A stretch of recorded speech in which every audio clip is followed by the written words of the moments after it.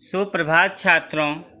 आज हम लोग सूर्यकांत त्रिपाठी निराला द्वारा रचित सरोज स्मृति के चतुर्थ खंड का अध्ययन करने जा रहे हैं।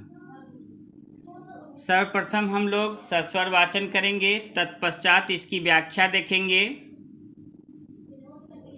मुझ भाग्यहीन की तू संबल, युग वर्ष बाद जब हुई विकल, दुख ही जीवन की कथा रही, दुख ही जीवन की कथा रही, क्या कहूँ आज जो नहीं कही, हो इसी कर्म पर वज्रपात, यदि धर्म रहे न तो सदा मात, इस पथ पर मेरे कार्य सकल, हो भ्रष्ट शीत के से सतदल, कन्ये गत कर्मों का अर्पण, कर करता मैं तेरा तर्पण।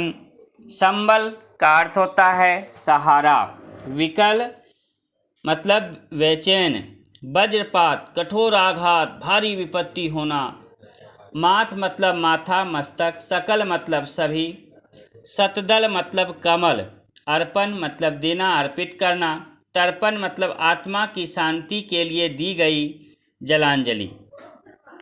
सूर्यकांत त्रिपाठी निराला जी की सरोज स्मृति नामक कविता से उद्धृत इस पद्मावतरण में उन्होंने अपनी अंतर्वेदना को व्यक्त करते हुए लिखा है। वे सरोज को संबोधित करते हुए लिखते हैं कि तू ही मुझ भाग्यहीन का एकमात्र सहारा थी। युगों युगों तक मेरे हृदय की पीड़ा मुझे बेचैन करती रही, परंतु आज मैं अपनी इस अंतर्वेदना को सह नहीं पाया।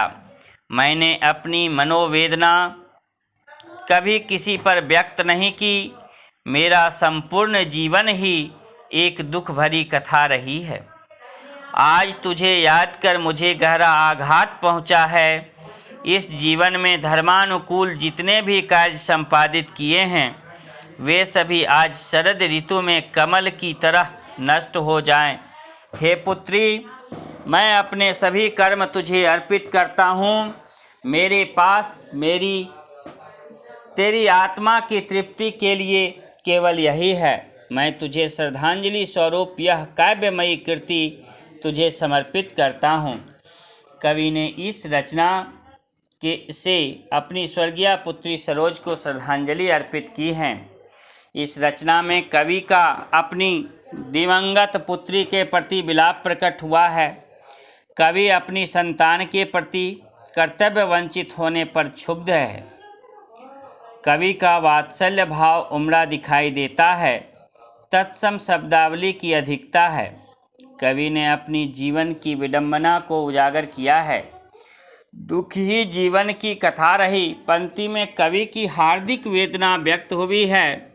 इस काव्यांश के पढ़ने से पाठक के हृदय में करुणा के भाव उमड़ते हैं। मुक्त छंद में तुकांत शैली अपनाई गई।